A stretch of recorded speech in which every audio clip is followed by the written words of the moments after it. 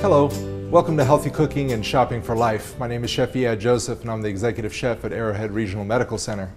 Today we're going to talk about a very popular dip that you'll see in a lot of grocery store and restaurants world around, and that is the hummus dip. Now there's been a ton of variations done on this dip. I'm going to show you the traditional one, but you can absolutely change and swap the main ingredient, which is the garbanzo bean or the chickpea, and substitute it for black beans. You could do red peppers. I mean, I've seen every variation imaginable. It all goes down to what your tastes are. It's a very, very easy dish. It adds a lot of protein and fiber and kind of a great flavor to your diet.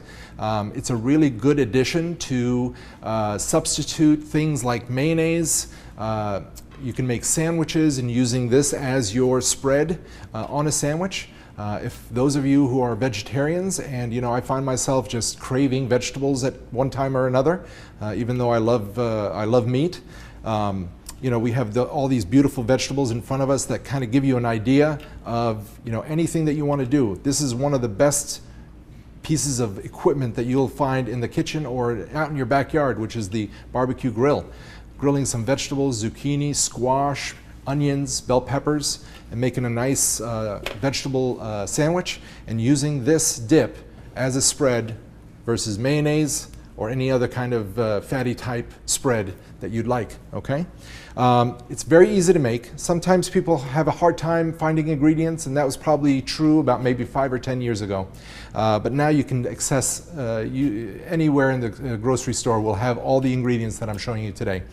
We're going to start with, like I said, the chickpeas. I added a little bit of water, and these are just garbanzo beans, and you can find them on the shelf next to the navy beans and black beans and kidney beans and all kinds of other legumes. And basically what you're going to do is you're going to take the canned, I know the recipe shows you to start with a dried garbanzo bean or a dried chickpea, and you can, and that's kind of the traditional way. But we're talking about easy access, being able to go to the store, get what you need, go home and make it right away. So go to the store, you get some garbanzo beans, put it in a pot, stick the pot on the stovetop, get it up to boiling. Once it boils, you can take it off the stovetop. These are already cooked, so there's no need to actually cook them any further. What you're doing is you're trying to soften the bean itself so that when you put it in a food processor, which is the next step, as you blend everything together, it becomes nice and incorporated. So we got our garbanzo beans. We have our chopped garlic. You can either use garlic cloves or get already pre-made chopped garlic. We have lemon juice, a little bit of olive oil, tahini. Now tahini is a paste, and the tahini paste is actually sesame seeds that have been pulverized where they become a nice creamy consistency. It kind of looks like peanut butter. Now believe it or not, this is something that my mom used on me when we had sore throats when we were growing up. Go figure, right? Using food as a medicinal, and it helps us to not cough, and we went from there. And last but not least, just nice kosher salt and a little bit of white pepper to kind of season it at the end. 5 ingredients, super, super easy. Totally something that you and your family can do, especially the kids. Obviously we have a blade here that we're using, so you want to make sure that all the proper safety precautions are used when you are handling this and having your kids kind of participate in it. But let's get started, okay? So basically what I'm going to do first is I'm going to try to separate as much as I can. Now we're going to use a little bit of the water, which is fine, okay? And you want to put all your garbanzo beans and reserve a little bit of the water. Now the water is going to be used mainly to kind of soften it up and kind of blend it so that it's very well incorporated. So you can see right here, you got your garbanzo beans and a little bit of the liquid, okay? We're going to pulse this for a little bit.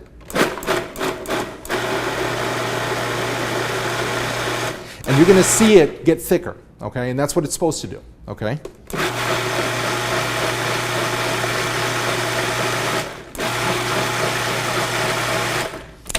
Now depending on the consistency, and I probably added a little bit too much water, it should be a little bit thicker by now, but once we add the tahini paste to it, it's going to change the flavor profile, it's going to thicken it up a little bit, and then we're going to use a little bit of the lemon juice and a little bit of the garlic to help season it.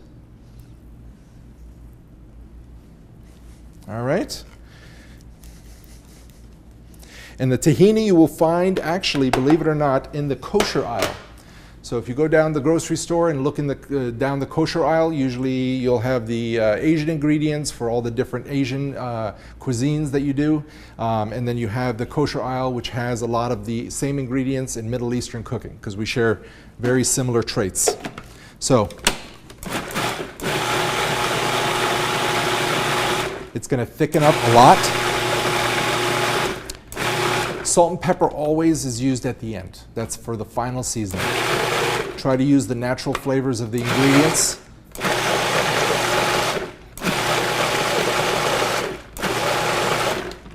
Okay. It's very nice and incorporated. Here's a picture of the final dish of what it's going to look like, and we usually serve it with pita bread. Okay. And now that we have our tahini in there, along with our garbanzo beans, we're going to take a little bit of the lemon juice. And as you can see, I'm doing everything in layers, okay? It doesn't matter which one you do first, as long as the garbanzo beans go in first. Whether you do the lemon juice first or the tahini first, it really doesn't matter. There's no right and wrong when you're cooking. When you're baking, it's a different story. All right. So we've added the lemon juice, we'll add the garlic. If you're not a garlic fan, you can lessen the amount. You don't have to use as much, but it is part of the flavor profile.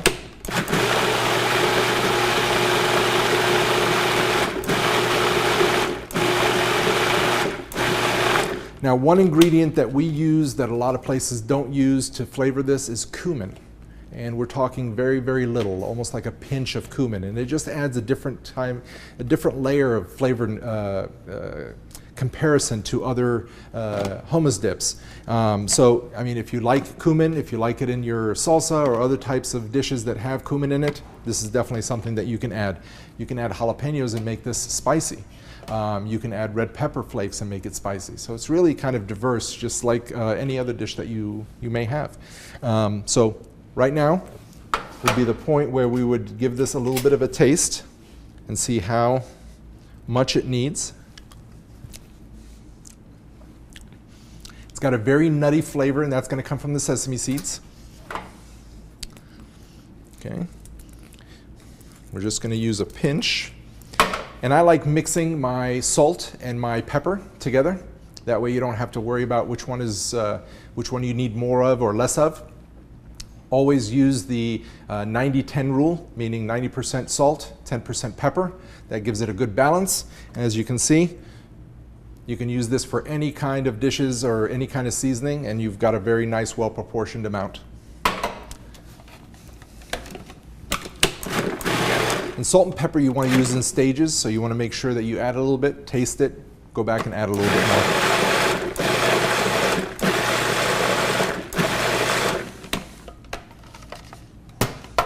This also, just like a lot of dishes, sits and becomes thicker and gets better with age. So you can make this a day ahead of time, let it sit in the refrigerator. It'll thicken up a little bit more, especially if it's a little bit loose, and you'll get a better result the next day. Now, if you're starving and you can't wait, by all means, jump on in. Grab another spoon.